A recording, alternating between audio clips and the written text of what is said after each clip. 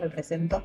Soy Laura Fischerman, estoy a cargo de coordinar redes de laboratorios en la provincia. La reunión está orientada a poder dar una actualización de cuál es la situación con respecto al trabajo que viene llevando adelante el programa de infecciones asociadas al cuidado de la salud y resistencia antimicrobiana, donde está como coordinadora Ana Calabria, quien viene llevando el trabajo junto a Soledad González. Dicho esto, les dejo la palabra para que vamos a empezar. Buenos días a todos. La idea de la reunión de hoy es contarles el programa es relativamente nuevo, formalmente existe desde junio, pero el trabajo empezó hace un poco más de un año. Un poco es contarles cuál es la línea de trabajo del programa, que obviamente está alineado con el Plan Nacional contra la Resistencia Antimicrobiana, y un poquito las definiciones de caso sospechoso, algunas de las medidas que se toman cuando tenemos una sospecha de pandro resistente. Va a presentar Sole González, que ella es médica infectóloga pediatra, trabaja en el ministerio hace mucho, y en el día de hoy también nuestra nueva incorporación, que es Flor Gil, que ella es microbióloga. Bueno, la dejo a Sole compartir pantalla y arrancamos. La idea nuestra es actualizarles un poco, contarles cuáles fueron las líneas que fuimos trabajando más que nada en relación a los establecimientos. El punto principal de la reunión es que todas aquellas bacterias con sospecha de pandroboresistencia son un evento de notificación obligatoria. Todavía no tenemos el instructivo, pero el evento ya está creado en el CNBS y ustedes ya tienen acceso, y con algunos hemos trabajado en las últimas semanas, dado que la dinámica nos apura. Decidimos, a pesar de que todavía no está la notificación oficial, empezar a trabajarlos y ponerlos en conocimiento de las definiciones y de cómo es el manejo. Brevemente, repasar que la RAM, la resistencia antimicrobiana, fue definida por la OMS como una de las 10 principales amenazas para la salud pública. Viene de la mano de uso indiscriminado de antibióticos en todos los ámbitos, no solamente en el ámbito hospitalario, en la salud humana, sino también en la comunidad, en la salud animal. Y estos múltiples factores han generado que en los últimos años, y con una aceleración a partir de la pandemia, las bacterias cada vez se hagan más resistentes a los antibióticos que habitualmente utilizamos en el contexto tanto de la comunidad como de los pacientes hospitalarios. En términos de carga de enfermedad, esto genera claramente, se asocia a una mayor mortalidad, o sea, es una infección tanto asociada a los cuidados de la salud, que es lo que nuestro programa abarca, pero también una infección de la comunidad por un microorganismo resistente, multiresistente o pandroresistente, claramente tiene una mayor mortalidad que de una bacteria que sea sensible a los tratamientos habituales. Y esto también se conlleva a un aumento de la morbilidad. Son pacientes que requieren mayor cantidad de días de internación, habitualmente no se pueden tratar con antibióticos vía oral, requieren antibióticos de mayor costo, antibióticos a veces más tóxicos, y todo esto trae un aumento de la mortalidad para el paciente, y al sistema de salud obviamente esto le genera un incremento importantísimo de los costos. Así que la situación, un poco breve para mostrarles los últimos datos, los datos, digamos, oficiales del país surgen de una red que depende del Instituto Malbrán, que es del Servicio de Antimicrobianas, la red PUNET, que a su vez es una red que reporta datos a nivel internacional, en donde en la provincia de Buenos Aires tenemos 18 hospitales que participan, y después hay hospitales en todo el país, y los datos que surgen de esta red a nosotros nos ponen en una situación de una tasa alta de este punto son Klebsiella pneumoniae resistente a carbapenem, o sea, uno de los antibióticos de mayor espectro que utilizamos en la internación, en donde el total país se dio un 34% y en provincia de Buenos Aires entre un 25 y un 50. Esto es un dato que surge de los hospitales que participan. Acá lo tenemos el otro mapita por jurisdicción, en donde ven de dónde surgen los establecimientos. Ven que claramente se concentra las mayores tasas de resistencia en el AMBA y en los hospitales de mayor complejidad, hospitales de tercer nivel. Y en Bahía Blanca, en realidad, lo que ven ahí en amarillo, PDR, es un aislamiento de pandro resistente confirmado, o sea, una enterobacteria que es resistente a todos los antibióticos disponibles en el país, no solo disponibles en ese laboratorio, que en realidad pertenece a un brote de pandroboresistencia que sucedió en la Ciudad Autónoma de Buenos Aires durante el 2022, pero había un paciente que era de oriundo Bahía Blanca Cuando volvió de esa internación tuvo este aislamiento que se confirmó que formaba parte del mismo clon. Es un tema que nos ocupa y nos preocupa porque claramente esto ha ido empeorado. Estos datos son de 2022. Sabemos que además son datos muy parciales porque son datos de menos de 20 hospitales, pero por otras fuentes sabemos que refleja bastante lo que sucede en las terapias intensivas, principalmente de los hospitales de mayor complejidad. La verdad es que no tenemos un dato certero de carga de enfermedad, de muertes por resistencia antimicrobiana, infecciones asociadas a los cuidados de la salud, digamos, que sea representativo de todo el país. Lo que tenemos son los datos que surgen del sistema de vigilancia de infecciones hospitalarias de Argentina, que es el VIDA, que es sede en el Instituto Nacional de Epidemiología en Mar del Plata, en donde de los establecimientos de provincia de Buenos Aires, de los 3 subsectores, participan aproximadamente 66 hospitales. Estos son los datos total país, de 92 unidades de cuidados intensivos que hacen vigilancia activa de infecciones asociadas al cuidado de la salud y que evaluaron cuál fue la mortalidad total en esa unidad, qué porcentaje de personas fallecieron cursando una infección asociada al cuidado de la salud, que no necesariamente haya sido la causa, pero como ven, hay un 35% de esos fallecidos. Estamos hablando de 4.200 fallecidos, 35% cursaron una infección asociada al cuidado de la salud al momento de fallecer, y después se les pidió clasificarlos, si había sido por o con, digamos, cursando, y el motivo había sido otro, y un 12% fue definido que había sido relacionado por la infección, pero queda un 49% que lo cursó y no necesariamente fue el motivo de muerte, y después casi un 38% donde no está especificado. Claramente nos falta profundizar esta información, pero la carga de enfermedad por resistencia antimicrobiana dentro de los hospitales es elevada. El marco normativo, o sea, que nos estamos amparando y adhiriendo, es en agosto del 2022 surge la ley 27.680, que es la Ley de Prevención y Control de Resistencia Antimicrobiana, que tiene muchísimos capítulos y muchísimos puntos, pero el objetivo principal es disminuir la mortalidad asociada a la resistencia antimicrobiana de las infecciones asociadas al cuidado de la salud, en donde tiene múltiples componentes, que nosotros en particular acá el que nos une es el de la vigilancia, ¿no? Hasta ahora la vigilancia de las infecciones asociadas al cuidado de la salud era la adhesión voluntaria de los hospitales al programa de vida, y después la vigilancia a través de la red JUNET, que como les mostré es una red también limitada. Así que damos un poco el impulso que le da la ley a los programas provinciales.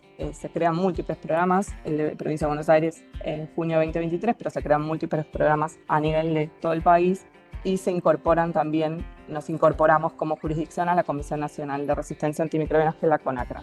En 2023, cuando sale la reglamentación, se establece la obligatoriedad de los CCI para todos los establecimientos con internación, con áreas críticas y con cirugía, y en octubre de 2023 se difunde el Plan Nacional. Había muchos de los puntos, especialmente los relacionados a la vigilancia, que no estaban establecidos o bien delimitados en la reglamentación en la ley, y que en el Plan Nacional de Acción de Prevención y Control de RAM y IACS quedan un poco más esclarecidos, que en síntesis es la adhesión al Programa Nacional de Vigilancia del VIDA como rector de algún modo de la vigilancia.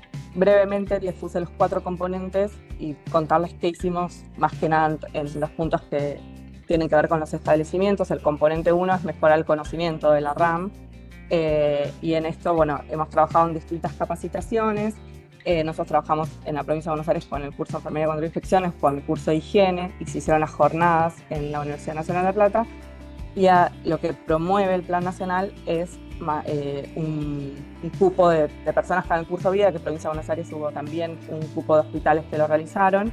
El curso antimicrobianos de la Liz Malorán, que esto es para microbiólogos, pero también para algunas otras partes del equipo de salud, que vamos a promover también que lo puedan hacer para que estén actualizados, y también los cursos de control de calidad de servicios antimicrobianos. Esto es lo que propone, digamos, el Plan Nacional como puntos para cumplir este componente. Con respecto al componente 2, que es la utilización óptima de los agentes antimicrobianos en salud humana, todas las otras salud las dejo para otras áreas. Acá lo que tenemos que impulsar y lo que estamos trabajando desde el programa es la conformación de los programas de optimización de antimicrobianos en los hospitales. También hay un punto de programas de optimización en los CAPS, o sea, para lo que es infecciones ambulatorias. Nosotros trabajamos el año pasado más que nada en relevar y conformar los CCI a nivel provinciales. Había muchos hospitales provinciales que no poseían CCI y ahora este año vamos a trabajar en la incorporación al VIDA y además en que puedan armar sus programas de optimización de antimicrobianos, que muchos realizan control del uso de antibióticos, pero no formalmente, digamos, no con un programa establecido, quizás no con todos con guías. Nosotros como proyecto tenemos armar capacitaciones para los equipos de salud, para los farmacéuticos y armar talleres en los hospitales. Por el otro lado, esto es algo que se hizo al principio, que es la dispensa antimicrobianos con receta archivada, que eso aplica al uso ambulatorio. Y el componente 3, que es el que más nos une, que es fortalecer la vigilancia y la investigación de RAM, el consumo de antimicrobianos. Nosotros el año pasado trabajamos en promover que la mayor cantidad de establecimientos, y ahí estuvimos en contacto con algunos de ustedes, participen de un estudio que fue en realidad organizado por SATI y SADI, pero en donde nosotros también participamos como investigadores para poder empezar a tener un poco de información, porque la verdad es que la información que tenemos es bastante parcial. Esperemos en breve tener los resultados, ya se terminó, es un corte de prevalencia en donde participaron cerca de 60 unidades de cuidados intensivos de Provincia de Buenos Aires, de los distintos subsectores. Esperemos que nos dé un poco de información un poquito más amplia de la que tenemos hasta ahora. Nosotros nos planteamos como objetivo trabajar en crear una red de bacteriología que nos permita poder optimizar los recursos que tenemos. Hay hospitales que sabemos que tienen una gran capacidad diagnóstica y otros hospitales que tienen recursos más limitados. Queremos poder homogeneizar, facilitar y también un poco, esto después Florencia lo va a explicar un poco más, pero también los criterios de derivación al Instituto Malbrán, poder también trabajarlos en conjunto. Y por el otro lado también vamos a promover y trabajar junto con el Malbrán la adhesión de mayor cantidad de laboratorios al programa de calidad del Laboratorio Nacional de Referencia. Por la parte de consumo de antimicrobianos, desde nivel central estamos trabajando en un análisis del consumo de los hospitales porque es un indicador el consumo también de resistencia antimicrobiana. Sabemos que hay ciertos antibióticos trazadores para nosotros que si los están utilizando nos están hablando de que tienen problemas con RAM, pero también después esto queremos promoverlo que se haga a nivel de los hospitales. Y el cuarto componente, que es el ambicioso, es reducir la incidencia de las IACS con medidas eficaces de vigilancia, saneamiento, higiene y prevención. Así que esto es el punto central, que es que todos los establecimientos, especialmente aquellos de mayor complejidad, pero todos que tengan internación, que tengan áreas críticas, que tengan cirugía, tengan implementados sus programas de prevención y control de infecciones sociales cuidados de la salud. En eso nosotros, trabajamos más que nada con las provinciales, pero creamos contenidos en realidad aplicables para todos los subsectores, o sea, generamos distintas guías que son insumos que pueden ir adoptando aquellos programas que recién están empezando. Y el objetivo es esto, poder ampliarlo también a aquellos hospitales municipales, a aquellos establecimientos de los otros subsectores que cumplan con esta definición. Porque recordemos que la ley establece que son obligatorios. Nosotros tenemos en proyecto emitir una resolución ministerial en conjunto con fiscalización para establecer esta obligatoriedad en el proceso de habilitación de los establecimientos. O sea, que al momento de habilitar un nuevo establecimiento de salud que cumpla con esos criterios, tengan que tener conformado un CCI mínimo, al menos, con un enfermero contra infecciones, un infectólogo, un microbiólogo e idealmente un farmacéutico para lo que es optimización de antimicrobianos. En esto también hay un punto en el que vamos a pedirle colaboración y les vamos a estar compartiendo. Nosotros en algún momento a través de regiones trabajamos e intentamos relevar hospitales municipales. La verdad que tuvimos obviamente menor llegada. En este punto les vamos a pedir que nos ayuden cada uno de su región a difundir el relevamiento en los hospitales municipales y en aquellos de otros subsectores que revistan complejidad, como para poder empezar a tener un mapa más claro y conocer quiénes son los referentes temáticos en cada hospital, porque ahora cuando veamos en el proceso de sospecha o eventualmente, esperemos que no, pero que haya una confirmación de una cepa pandroide resistente, nosotros nos tenemos que poner en contacto con esos comités y tenemos que saber si hay un comité, y si no hay un comité tenemos que anticiparnos y dar todas las herramientas posibles para que se conformen esos comités. Sabemos que hay hospitales más pequeños que no tienen comité, así que en esto creo que es algo que tenemos que trabajar en conjunto, de relevarlos, conocerlos, y aquellos que no posean, nosotros asistirlos para que puedan conformar su CCI. En el contexto de la vigilancia, hay distintas estrategias de vigilancia de las IACS. Una de las más importantes es la vigilancia activa dentro de las unidades de cuidados intensivos. Esto es uno de los componentes del VIDA.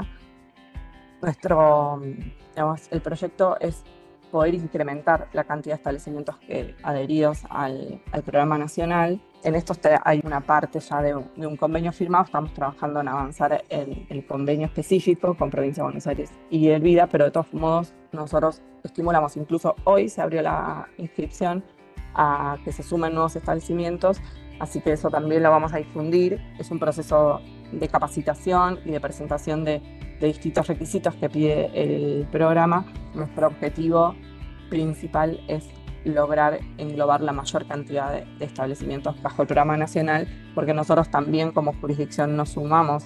Antes no existía la instancia jurisdiccional en el VIDA, ahora sí, y nosotros trabajamos articuladamente con el VIDA. El VIDA tiene su plataforma, tiene los distintos componentes ya establecidos, tiene distintas prestaciones que le da al mismo hospital, porque permite calcular las tasas de las distintas infecciones, que si adhieren al componente de prueba puedan calcular el consumo antimicrobiano. O sea, permite de una forma automatizada, si se cargan los datos, acceder a información que es relevante para el hospital, no solamente para nosotros, sino para cada uno de los establecimientos. Existe una planificación desde la jurisdicción, promover que ciertos establecimientos ingresen sí o sí, digamos, porque los necesitamos que todos los hospitales de mayor complejidad pertenezcan al VIDA. En paralelo hay un cronograma en donde hay programada una autoevaluación para abril de este año, en donde se evalúan los distintos componentes que tiene que tener un programa, y podemos ver en qué estado está ese programa de control de infecciones y qué es lo que necesita mejorar. Acá la voy a dejar a Florencia Gil. Gracias, Sole. Estamos planificando, como dice Sole, para la vigilancia, la red de laboratorios, ¿sí? Red de laboratorio de vigilancia y resistencia a antimicrobianos y para la optimización del uso de antimicrobianos. Estamos haciendo en este momento un relevamiento de todos los laboratorios de bacteriología. Empezamos por los laboratorios de dependencia provincial, pero así como el relevamiento que están haciendo las chicas van a seguir por los municipales, de la misma manera nosotros tenemos la intención de continuar. La idea con este relevamiento es establecer el nivel de complejidad alcanzado en cada uno de los laboratorios como para poder empezar a pensar esta red. Lo que preguntamos hacemos relevamientos de la metodología y equipamiento disponible en cada uno de estos laboratorios. Y lo que se pretende hacer con esta red de laboratorios es trabajar en forma unificada dentro de la provincia de Buenos Aires y no todos en forma individual, directa con el Anlis-Marbrán. No es esto independizarnos del Anlis-Marbrán, obviamente, sino tener una etapa previa a nivel provincial, ¿sí?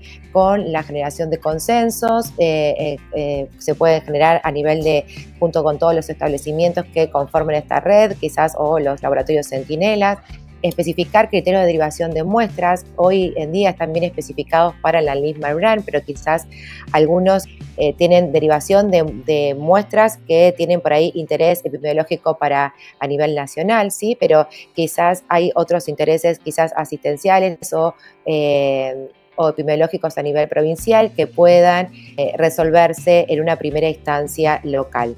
No dejar nunca, obviamente, de tener la derivación final al servicio de antimicrobianos si no se puede resolver a nivel local, y con la obligatoriedad de la notificación al SNBS de las cepas pandrogoresistentes, también fomentar este nuevo evento en toda la red de laboratorios. Bueno, mostrarles entonces este nuevo evento de notificación obligatoria. Estas son las definiciones que figuran en el CISA, ¿sí? Tanto las bacilos gram negativos que se vigilan son las enterobacterales, el Acinetobacter spp y las Pseudomonas aeruginosa, ¿sí? La definición que figura en el CISA es por ahí un poco amplia, que dice que hay que enviar todos los aislamientos que obtenemos tanto de muestras clínicas como de cultivo de vigilancia, o sea, toda bacteria que podamos rescatar de cultivo que sea resistente fenotípicamente a todos los antimicrobianos que uno tiene disponible en su laboratorio, ¿sí? Y que sean activos frente a esa cepa. Nosotros sugerimos ver en la definición que figura en la página de antimicrobianos de la Linsmark-Brand, en donde nos dice en los 3 casos cuáles son los antimicrobianos que dentro de los que tengamos tenemos que probar de estos bacilos para luego definir como sospecha de pandrogoresistentes y comenzar el reporte del caso y finalmente la derivación. Yo creo que con estas definiciones acotamos un poco más la definición que tenemos el SNBS, ¿sí? ¿Me pasás, Sole? Bueno, y el evento, para mostrarles un poco cómo está configurado, es importante que en el momento de cargarlo, si ven que no lo tienen disponible, que lo soliciten, ¿sí? Porque es un evento nuevo que no todos tenemos destinado a nuestro usuario. Cabe hacer una aclaración que el grupo de eventos es Pandrogoresistencia. El evento dentro de este grupo de eventos hay 3 eventos, que es Pandrogoresistencia en Pseudomonas, en Acinetobacter o en Enterobacterales, y el último, que es una sospecha de Pandrogoresistencia, y así se genera el evento. No hay que cargar mucho más, derivar la muestra, el tipo de muestra de cuál fue aislado, y ya se genera el evento. Bueno, y lo próximo que tenemos para contarles es lo que debemos hacer frente a una sospecha o confirmación. Los instructivos de carga los está elaborando Nación, nosotros les contamos un poco, vinimos trabajando con Nación también, y lo que ya figura en el CISA, y también la implementación de acciones la está trabajando el VIA con Nación. La mayoría de las acciones que hay que tomar cuando hay una sospecha de pandrogo resistente las va a llevar a cabo el Comité de Control de Infecciones del hospital, si es que lo hay. Lo que se hace cuando hay una sospecha de pandrogo de resistencia es instaurar precauciones de contacto para el paciente, lo que antes se solía decir aislamiento de contacto. Se refuerzan dentro del Comité de Control de Infecciones, que es el que elabora todas las tareas a seguir a partir de esto, refuerzos y capacitaciones sobre higiene de manos, se intensifica la limpieza y la desinfección ambiental, se usan idealmente productos desinfectantes de un solo paso. Nación, lo que recomiendan es que estos desinfectantes sean a base de peróxido de hidrógeno en el caso de pandrogoresistencia. Los comités de control de infecciones durante su funcionamiento suelen tener capacitaciones pautadas en el mejor de los casos, pero cuando ocurre un evento como estos se recapacita sobre higiene de manos, sobre limpieza y sobre todas las medidas de seguridad que hay que tener.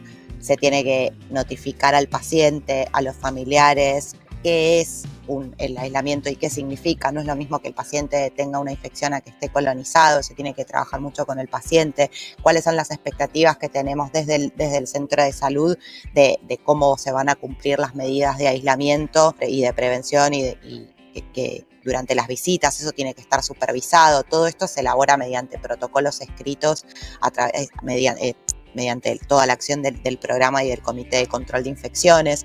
Siempre tiene que haber personal responsable para capacitar constantemente y hacer educación constante al personal y a las visitas. Hay reentrenamiento en higiene de manos, en las medidas de aislamiento de contacto, que son más que nada las que nos competen para el aislamiento de pandrogoresistencia. Cuando el paciente está o colonizado o infectado, hay que tratar de limitar los traslados y, si es necesario, siempre programarlos al final del día para después poder hacer una limpieza terminal en las unidades donde estuvo, por ejemplo, tomografías o estudios programados.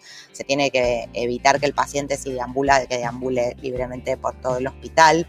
Y lo que hay que hacer, obviamente, es comunicarle a otras unidades del mismo centro qué es lo que está pasando, si tiene que ser trasladado a otro servicio o a otra área, para garantizar que en todos los sectores del hospital se tomen las medidas correspondientes para evitar la diseminación del caso. Siempre lo más importante es poder tener una comunicación con el equipo de laboratorio, que va a ser el primero en enterarse de esta sospecha para que estas medidas sean instauradas lo más rápido posible. Y por ahí esta es la parte más epidemiológica. Siempre hay que buscar cuáles son los contactos del paciente índice de este primer caso, que la definición de contacto sería, en este caso, los pacientes que están internados al momento del aislamiento en la misma unidad que el caso índice, o ver en qué unidades previas estuvo el paciente, en caso de que hubiera estado en unidades previas, o si estuvo en quirófano, evaluar si otros pacientes que han pasado por el quirófano requieren un hisopado de vigilancia.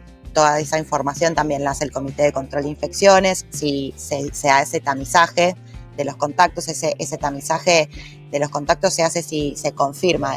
La confirmación de pandrogoresistencia, una vez que derivamos la sospecha, la realiza solamente el Laboratorio Nacional de Referencia.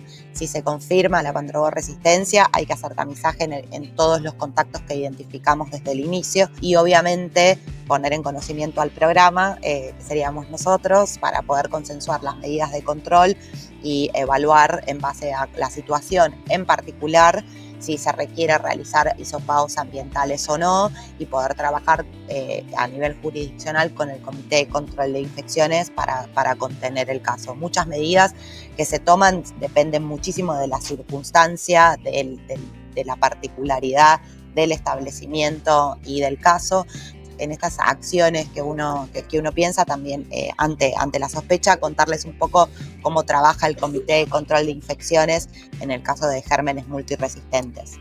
Quería hacer un par de agregados más en términos de poder ampliar el contexto en el cual estamos trabajando con esto, y esto que mencionaba también al comienzo Sole, de que le damos tratamiento, digamos, de enfermedad de notificación obligatoria, pese a que no se encuentra incorporado ya en el manual de normas y procedimientos para la vigilancia, y eso es más una cuestión administrativa en este momento de poder incorporarlo, pero todo este marco legal en el cual se inscribe el plan de acción jerarquiza de esa forma el tratamiento de este tipo de eventos, así que por más que no tengamos todavía el apoyo formal y normativo de que por parte del manual, vamos a tratar estos eventos de esta manera.